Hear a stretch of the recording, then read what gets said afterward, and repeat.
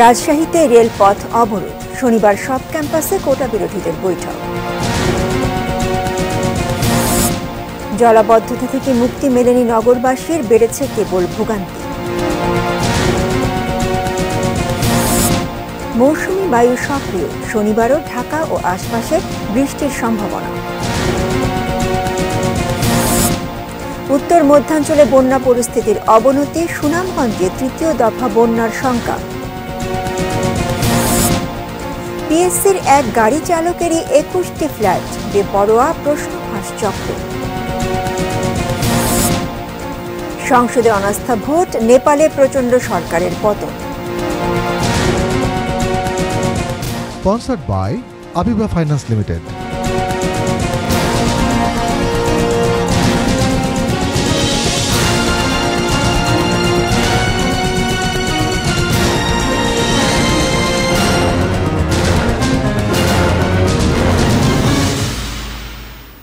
দেখছেন ATN news, রাত ৯টার news আওয়ারে সঙ্গে আছি আমি উর্মি আহসান। শুনছিলেন সংবাদ শিরোনাম। VSL angle channel HB VSL Bikrampur steel limited. এবারে পুরো সংবাদ। শনিবার সারা দেশের সব ক্যাম্পাসে প্রতীকী বৈঠক করবেন সরকারি চাকরিতে কোটা সংস্কারের দাবিতে আন্দোলনকারী শিক্ষার্থীরা। শুক্রবার শাহবাগে অবস্থান নেওয়ার কর্মসূচি না থাকলেও স্বল্প সময়ের জন্য সড়ক অবরোধ করেন আন্দোলনকারীরা।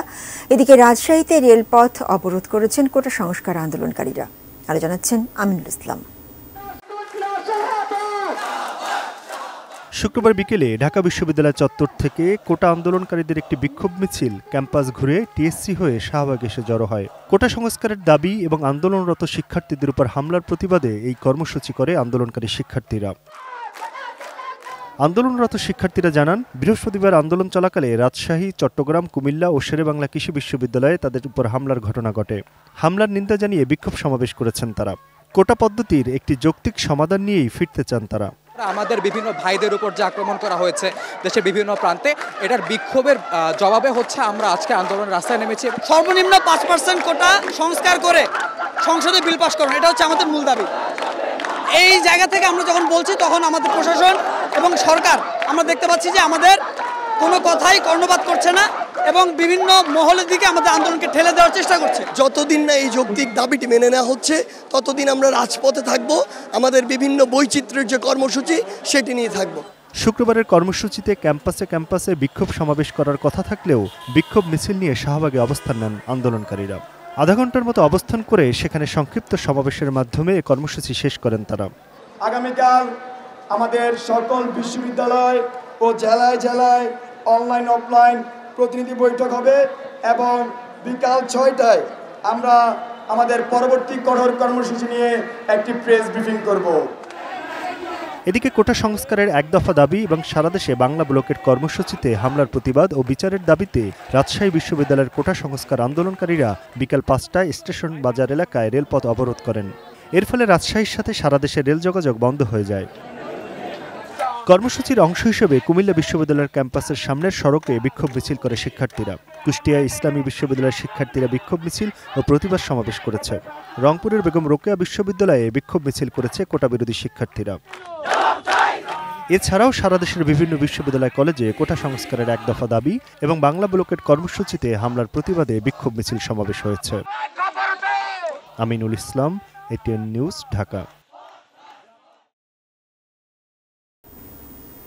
জলাবদ্ধতার খবর। আষাঢ়ের বৃষ্টিতে একাকার রাজধানী। ভোর থেকে ঝুম বৃষ্টি, তাতে জলাবদ্ধতা আর জায়গায় জায়গায় যানবাহন আটকে তৈরি জটলা। সব মিলিয়ে দুর্ভোগে ভরা এক ছুটির সকাল। বৃষ্টি বন্ধ হলেও সড়কে জমা পানি দ্রুত সরে না যাওয়ায় নগরের পানি নিষ্কাশন ব্যবস্থা নিয়েও প্রশ্ন তোলেন অনেকে।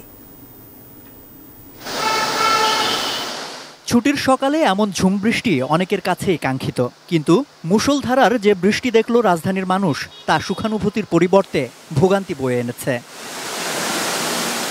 বৃষ্টি শুরু হতেই রাজধানীর বিভিন্ন নিচু জায়গায় পানি জমতে শুরু করে। ঘণ্টা কয়েকের লাগাতার বৃষ্টিপাতে ডুবে যায় নানা এলাকা।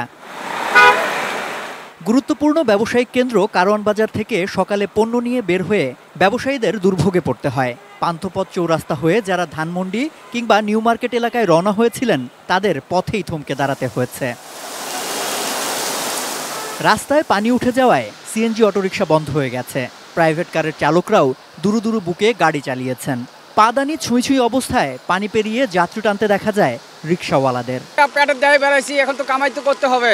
এমন পরিবেশ হয়েছে, যাওয়ান যায় না, আসন যায় না, কোথায় গর্ত দেখা যায় না। রিক্সা পাওয়া গেল, সেখানে ওই দিনগুলোতে যেন রিক্সার ভাড়াগুলো আরো বেড়ে যায়। সেখান থেকে ধানমন্ডি 27 হয়ে যারা মিরপুরের দিকে যেতে চেয়েছেন তাদেরকে এক কোমর পানি পাড়ি দেওয়ার সক্ষমতা দেখাতে হয়েছে। যাত্রীবাহী বাস পানিতে বন্ধ হয়ে রাস্তায় আটকে গেছে। এ সময় চলাচলে ভরসা ছিল রিক্সা ও ভ্যান। বাড়তি ভাড়ায় পানি পার হতে হয়েছে যাত্রীদের। ভোগান্তি বেশি ছিল পরীক্ষার্থীদের। পরীক্ষা দিয়ে বের হয়ে দেখতেছি পুরো রাস্তা এবং আমাদের ক্যাম্পাস সহ পানিতে পূর্ণ হয়ে গেছে। 10 টাকা রিক্সা ভাড়া ওই জায়গায় 50 টাকা দিয়ে আইছি আমি। 27-এর মিনাবাজার থেকে এই পর্যন্ত নৌকার দরকার ছিল। সেখান থেকে যারা বিজয় সরণি রওনা করেছেন অস্বস্তিতে পড়তে হয়েছে তাদেরকেও। জাহাঙ্গীর গেট এলিভেটেড এক্সপ্রেসওয়ে র্যাম্পের সামনে কিংবা ফার্ম গেটের সড়কে পানি জমে যাওয়ায় চারপাশে এই যানবাহনের জটলা তৈরি হতে দেখা যায়। পানির জন্য গাড়ি নষ্ট হয়ে গেছে, এই অবস্থায় 2 ঘন্টা ধরে দাঁড়ায় রয়েছি। স্পিডে পানি আসছে তো গাড়ির মধ্যে পানি লোড হয়ে গেছে সব। বৃষ্টিতে মিরপুরে জলাবদ্ধতার পুরনো গল্প। কাজীপাড়া, শেওড়াপাড়া, মিরপুর 10, মিরপুর 1 সহ নিচু এলাকাগুলোতে যথারীতি পানি জমেছে। রাস্তা ছাপিয়ে পানি ঢুকেছে ব্যবসা প্রতিষ্ঠানে। এই তো কক্সবাজার হয়ে গেছে, এই যে বৃষ্টির পানি উন্নয়নের দেশে আর কি হইব। সবকিছু ভিজে যাচ্ছে, আমার ডকুমেন্ট আছে, ওগুলো ভিজে গেছে, তো প্রায় ভোগান্তির মধ্যে আছে। ঢাকা বিশ্ববিদ্যালয়ে নিউ মার্কেট এলাকাতেও দেখা যায় জলজটের। এছাড়া মগবাজার, মালিবাগ, মৌচাক, শাহজাহানপুর, নাখালপাড়া সহ বিভিন্ন এলাকায় তীব্র বৃষ্টিপাতে কোথাও হাঁটু পানি তো কোথাও জমতে দেখা যায় কোমর সমান পানি। যখন ভারী বর্ষণ হয় তখনই পানি জমে যায়। আর আমি আসার সময় দেখে আসলাম যে যারা নিচতলায় রয়েছে তারা পানি সেচে বের করতেছে। প্রচুর পানি, কোমর পর্যন্ত পানি। সম্রাট আনোয়ার, এটিএন নিউজ, ঢাকা। রাজধানী জুড়ে জমে থাকা বৃষ্টির পানি সরাতে কাজ করছে ঢাকার 2 সিটি কর্পোরেশন।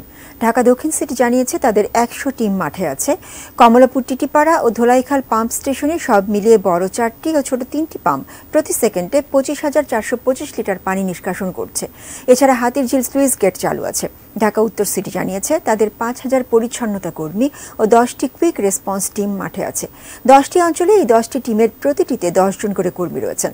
এই টিমগুলোর সাহায্য পেতে ডিএনসিসির হটলাইন 16106 নম্বরে ফোন দিতে বলা হয়েছে। এছাড়া কল্যাণপুরে ডিএনসিসির 5টি পাম্প সকাল থেকে কাজ করছে।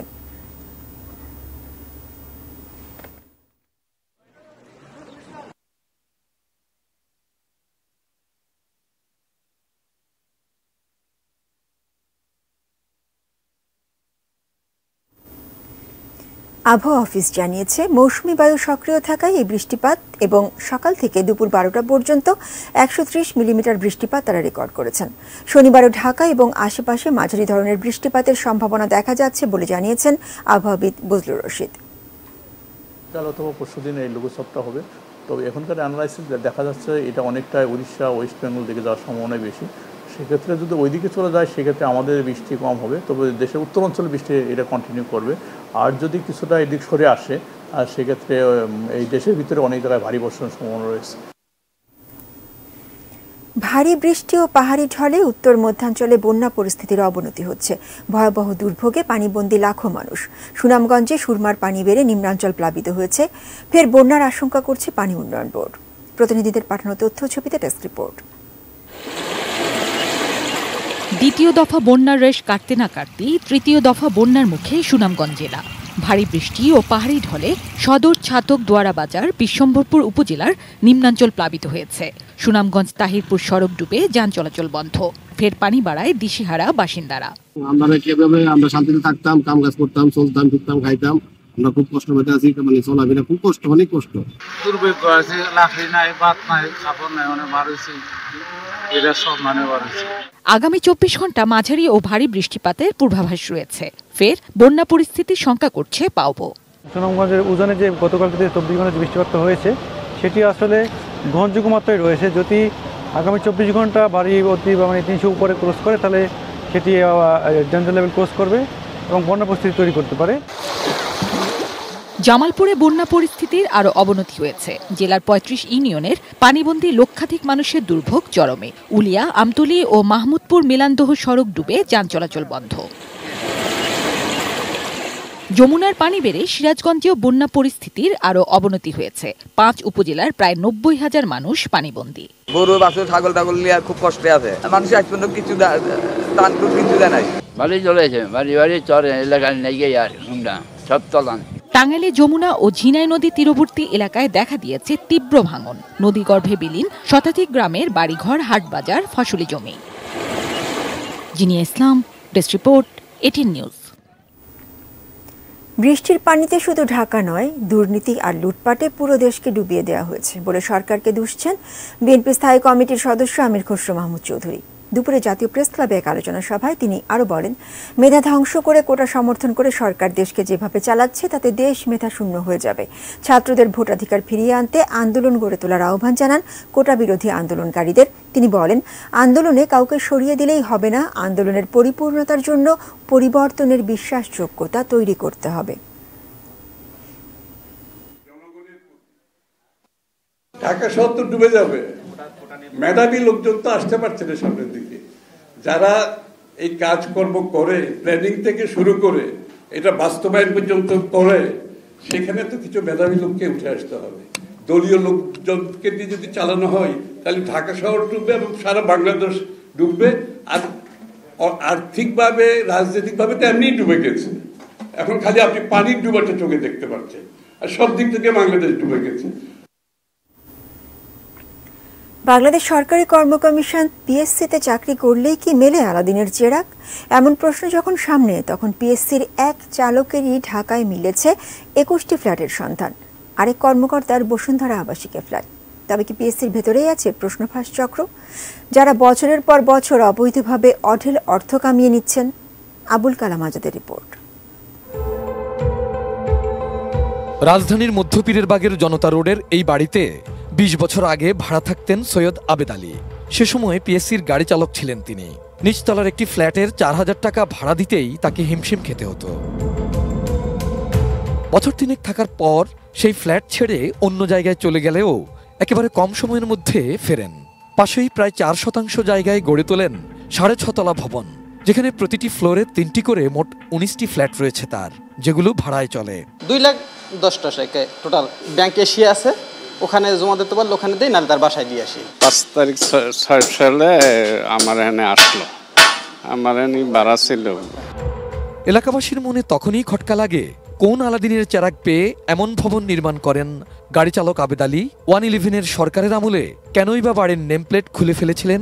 পিএসসির প্রশ্নফাঁসের ঘটনায় গ্রেপ্তার হওয়ার পর এলাকাবাসীর কাছে এখন সবই দিনের আলোর মতো পরিষ্কার। উনি সব কিন্তু খুলে ফেলছে, যাতে ওনার বিপক্ষে যাতে ইয়াগুলা না আসে, উনি যে এত টাকার মালিক। সেখান থেকে প্রায় ৩ কিলোমিটার দূরে শেওড়াপাড়ার ওয়াসার রোড।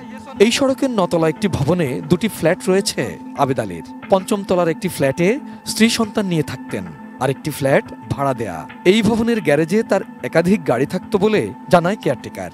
একটা গাড়ির নাম সম্ভবত এলিয়ান মনে হয়, ও একটা ওর ছেলে ব্যবহার করতে, একটা আবেদ আলী সে থাকে দুইটা, আমি ওই দুইটাই জানি, একটা থাকে আর একটা অপোজিটে।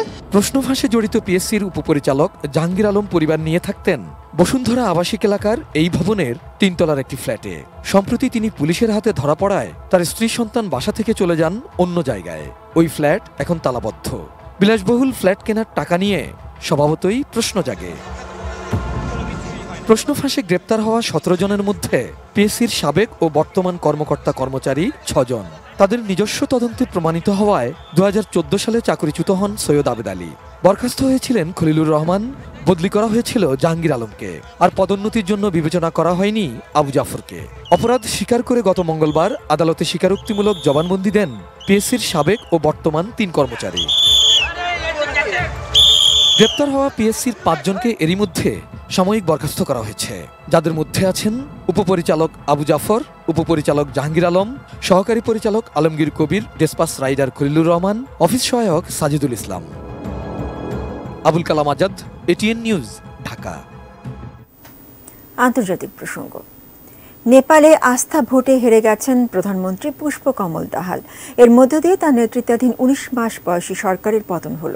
সাবেক প্রধানমন্ত্রী কেপি শর্মা ওলির দল কমিউনিস্ট পার্টি অব নেপাল বা CPN-UML দাহালের নেতৃত্বাধীন জোট সরকার থেকে সমর্থন প্রত্যাহার করে নিয়ে শের বাহাদুর দেউবার নেতৃত্বাধীন নেপালি কংগ্রেসের সঙ্গে হাত মেলান। এর ফলে সরকার টিকিয়ে রাখতে পার্লামেন্টে আস্থা ভোট দিতে বাধ্য হন মাওবাদী নেতা পুষ্পকমল দাহাল। ভোটে তার পক্ষে সমর্থন দেন ৬৩ জন আইন প্রণেতা, কিন্তু বিপক্ষে পরে ১৯৪ ভোট। ২৭৫ আসনের পার্লামেন্টে নতুন জোটের পক্ষে রয়েছে ১৬৭ জন আইন প্রণেতার সমর্থন। নতুন সরকারের প্রধানমন্ত্রী হিসেবে কেপি শর্মা ওলির নাম প্রস্তাব করে প্রেসিডেন্ট রামচন্দ্র পৌডেলের সাথে দেখা করতে যাচ্ছেন দুই দলের প্রধানরা। সরকার গঠনের ৩০ দিনের মধ্যে নতুন সরকারকে পার্লামেন্টে আস্থা ভোটে জয়লাভ করতে হবে। ওষুধ সংকটে নোয়াখালীতে ব্যাহত হচ্ছে পরিবার পরিকল্পনা সেবা। যাদের সামর্থ্য আছে তারা বাইরে থেকে বেশি দামে ওষুধ ও জন্ম নিয়ন্ত্রণ সামগ্রী কিনছেন। দরিদ্র মানুষ বঞ্চিত হচ্ছে বিনামূল্যের সরকারি ওষুধ থেকে। নোয়াখালী প্রতিনিধি ফয়জুল ইসলাম জাহানের তথ্য ও ছবিতে ডেস্ক রিপোর্ট। নোয়াখালী জেলার ৯টি উপজেলায় মা ও শিশুর চিকিৎসায় ভূমিকা রাখছে সরকারি বেসরকারি পরিবার পরিকল্পনা সেবা কেন্দ্রগুলো।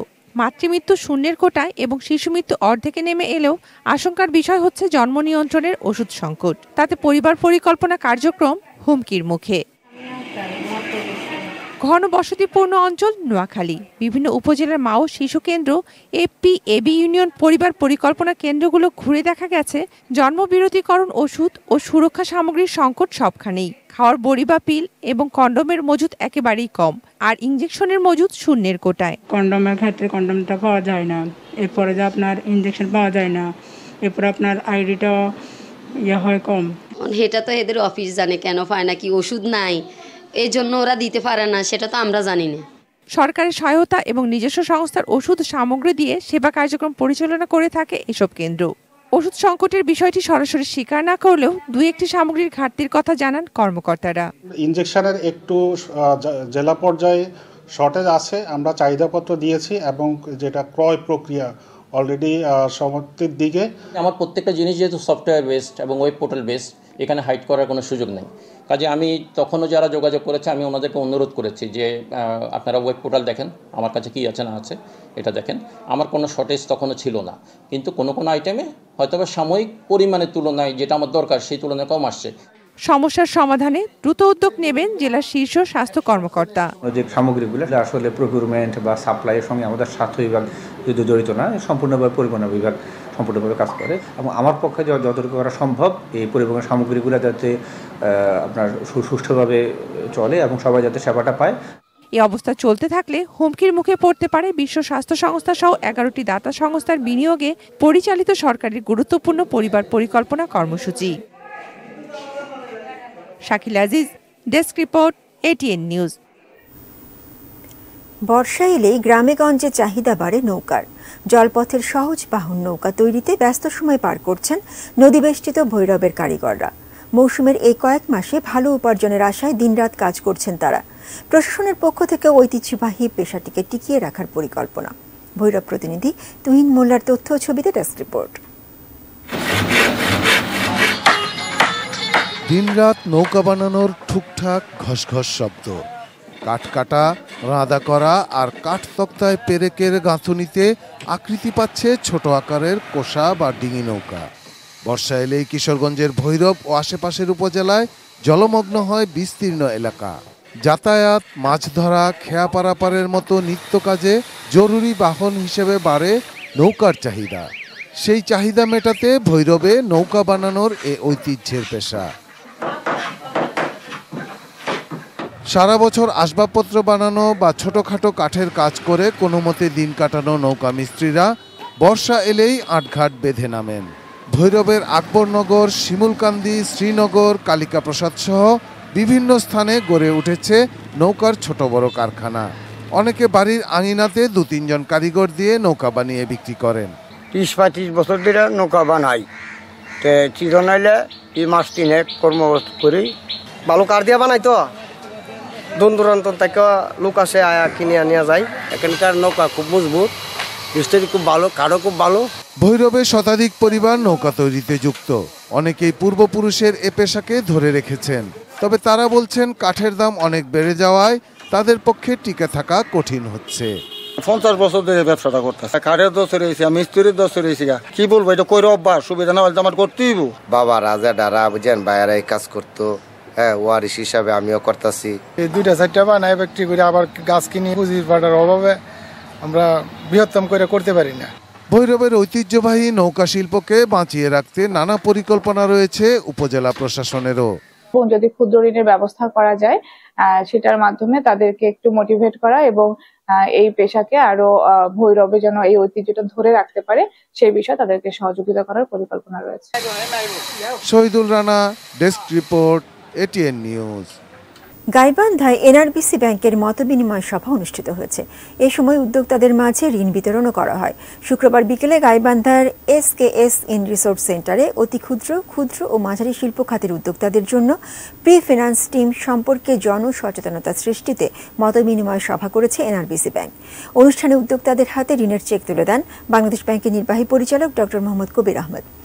এ সময় বাংলাদেশ ব্যাংকের এসএমই অ্যান্ড স্পেশাল প্রোগ্রামস বিভাগের পরিচালক মোহাম্মদ আশিকুর রহমান, এনআরবিসি ব্যাংকের ব্যবস্থাপনা পরিচালক মোহাম্মদ রহিবুল ইসলাম, বাংলাদেশ ব্যাংকের অতিরিক্ত পরিচালক মোহাম্মদ মুস্তাফিজুর রহমান, যুগ্ম পরিচালক রহিমা খাতুন, এনআরবিসি ব্যাংকের এসইভিপি তনুশ্রী মিত্র এবং এনআরবিসি ব্যাংকের মাইক্রো ক্রেডিট বিভাগের প্রধান মোহাম্মদ রমজান আলী ভূঁইয়া সহ স্থানীয় ব্যবসায়ী নেতারা উপস্থিত ছিলেন।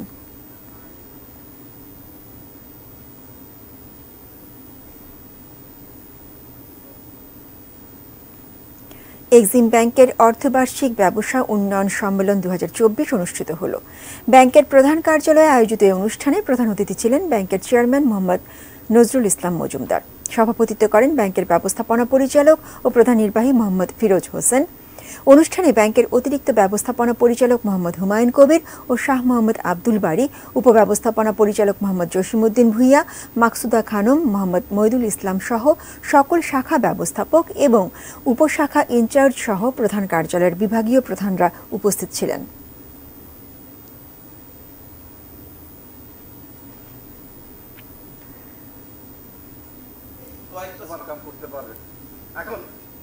আরেকটা জিনিস আছে এই প্যারামিটারের যে কম্প্রিহেনসিভ রিস্ক ম্যানেজমেন্ট।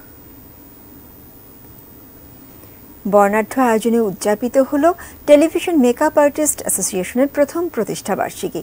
এতে 7 জন সিনিয়র মেকআপ আর্টিস্টকে আইকন মেকআপ আর্টিস্ট অ্যাওয়ার্ড এবং সম্মাননা স্মারক দেওয়া হয় আমন্ত্রিত অতিথিদের। এই উপলক্ষে রাজধানীর বিশ্ব সাহিত্য কেন্দ্রে এক সাংস্কৃতিক অনুষ্ঠানের আয়োজন করা হয়। অনুষ্ঠানে বক্তারা বলেন, টেলিভিশন মেকআপ আর্টিস্টদের উন্নয়নে কাজ করে যাচ্ছে সংগঠনটি। এই সংগঠনের লক্ষ্য ও উদ্দেশ্য হল দেশের মেকআপ আর্টিস্টদের পেশাগত মান উন্নয়ন, সৃজনশীলতা বৃদ্ধি এবং পেশাগত সুরক্ষা নিশ্চিত করা। এছাড়া অসহায় দুস্থ মেকআপ আর্টিস্টদের পাশে দাঁড়ানো। প্রশিক্ষণ, কর্মশালা ও সেমিনারের মাধ্যমে সদস্যদের দক্ষতা বৃদ্ধি সহ তাদের কাজের স্বীকৃতি ও সম্মান নিশ্চিতে প্রতিশ্রুতিবদ্ধ এই সংগঠনটি। অনুষ্ঠানে উপস্থিত ছিলেন সংগঠনের সভাপতি মোহাম্মদ সাজ্জাদ হোসেন ও সাধারণ সম্পাদক মোহাম্মদ আসলাম সহ বিশিষ্ট ব্যক্তিরা।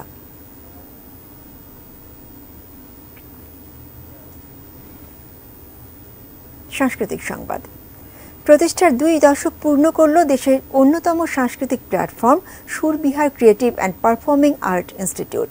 2 দশক পূর্তি উদযাপনে আয়োজন বর্ষা বন্দনা উৎসব। বিকেলে বাংলা একাডেমির বর্ধমান ভবনের পশ্চিম প্রাঙ্গণে সুরে গানে ছন্দে শিল্পীরা দিনটি উদযাপন করেন।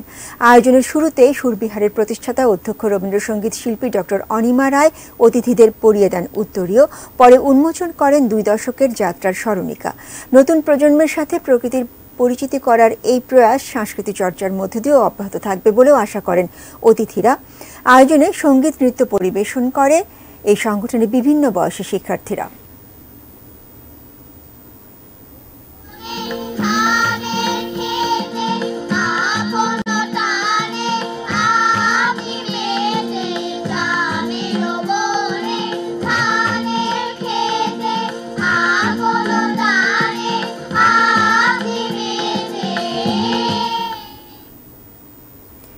ঘূর্ণিঝড় রিমালের আঘাতের পর 1.5 মাস পেরিয়ে গেলেও মাছ চাষে ফিরতে পারেননি মোংলার চিংড়ি চাষিরা।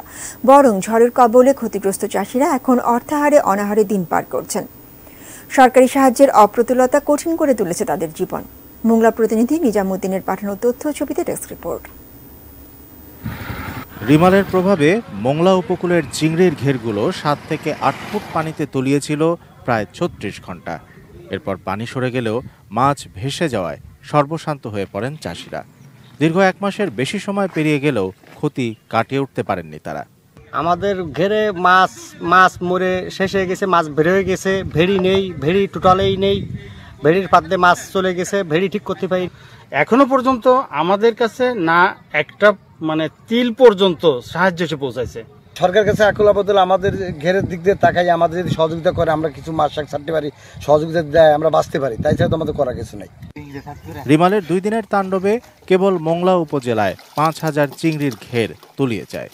এতে প্রায় 16.5 কোটি টাকার ক্ষতির মুখে পড়েন চাষিরা। এসব চাষিদের দেওয়া হয়নি কোনো সরকারি সহায়তা। তবে মৎস্য বিভাগ বলছে তারা ক্ষতির হিসাব করে সংশ্লিষ্ট দপ্তরে প্রেরণ করেছেন। ঘূর্ণিঝড় রিমালে আমাদের চিংড়ি সেক্টরটা অনেক বেশি ক্ষতিগ্রস্ত হয়েছে।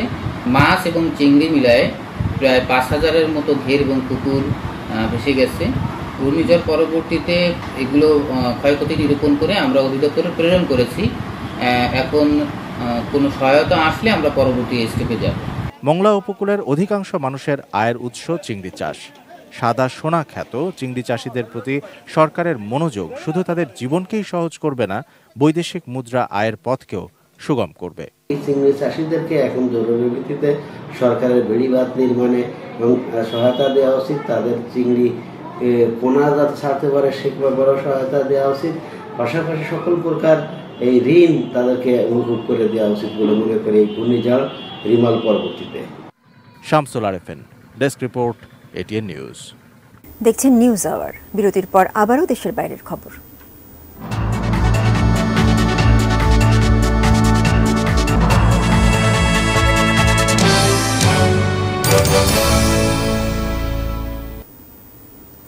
ন্যাটোর সদস্যপদ পাওয়ার খুব কাছে রয়েছে বলে জানিয়েছেন ইউক্রেনের প্রেসিডেন্ট ভলোদিমির জেলেনস্কি। বৃহস্পতিবার ওয়াশিংটনে ন্যাটো মহাসচিব জেন্স স্টলটেনবার্গের সাথে যৌথ সংবাদ সম্মেলনে জেলেনস্কি বলেন, ইউক্রেন লক্ষ্যের খুব কাছে রয়েছে। চূড়ান্ত সদস্যপদ পেতে এখন শুধু দরকার ন্যাটোর আনুষ্ঠানিক আমন্ত্রণ।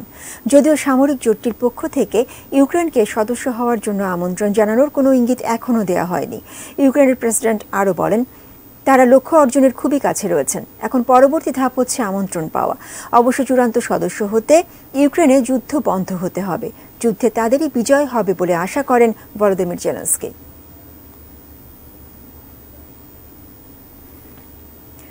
গত কয়েক মাস ধরে একের পর এক প্রাক বিবাহ অনুষ্ঠানমালা শেষে আজ 4 হাত 1 হলো মুকেশ আম্বানির ছোট ছেলে অনন্ত আম্বানি ও রাধিকা মার্চেন্টের। শুক্রবার বিয়ের অনুষ্ঠানের পরও 3 দিন ধরে মুম্বাইতে সেই আনন্দ আয়োজন চলবে, যার শুরু হয়েছিল মার্চের গোড়ায় গুজরাটের জামনগরে আম্বানিদের জন্মস্থানে।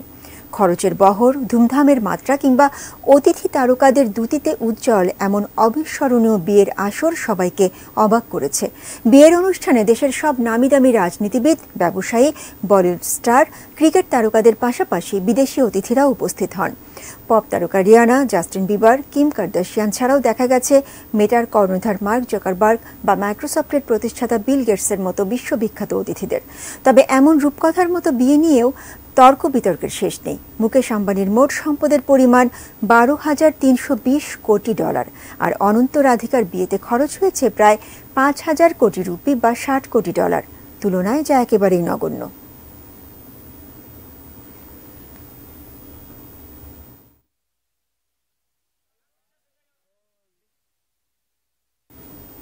শেষ করার আগে এক নজরে শিরোনামগুলো জানিয়ে দিচ্ছি আরও একবার। রাজশাহীতে রেলপথ অবরোধ, শনিবার সব ক্যাম্পাসে কোটা বিরোধীদের বৈঠক। জলাবদ্ধতা থেকে মুক্তি মেলেনি নগরবাসীর, বেড়েছে কেবল ভোগান্তি। মৌসুমি বায়ু সক্রিয়, শনিবারও ঢাকা ও আশপাশে বৃষ্টির সম্ভাবনা। উত্তর মধ্যাঞ্চলে বন্যা পরিস্থিতির অবনতি, সুনামগঞ্জে 3য় দফা বন্যার শঙ্কা। পিএসসির এক গাড়ি চালকেরই 21টি ফ্ল্যাট, বেপরোয়া প্রশ্নফাঁস চক্র। সংসদে অনাস্থা ভোট, নেপালের প্রচণ্ড সরকারের পতন। ওষুধ সংকটে নোয়াখালীতে পরিবার পরিকল্পনা কার্যক্রম ব্যাহত। ন্যাটোর সদস্য পদ পাওয়ার খুব কাছাকাছি ইউক্রেন, বললেন Zelensky. Sponsored by Abiba Finance Limited.